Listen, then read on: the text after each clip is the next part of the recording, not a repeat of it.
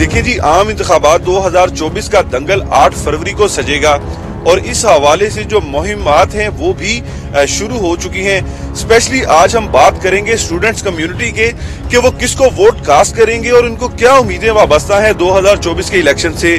अच्छा, आप बताइएगा वोट किसको कास्ट करेंगे? मैं नवाज शरीफ करना चाहूंगी। कोई उम्मीद है कि नवाज शरीफ अगर आते हैं तो बेहतरी आएगी?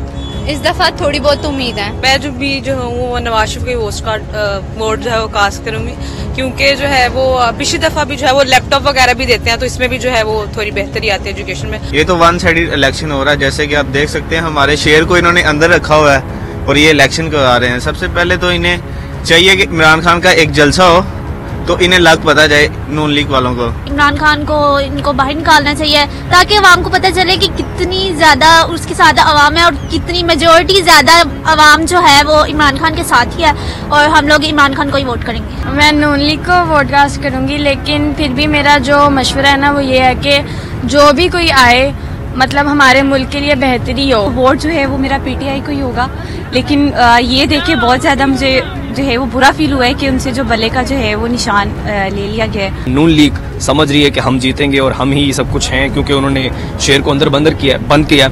आप बताइएगा किसको वोट कास्ट करेंगी, क्या उम्मीदें हैं?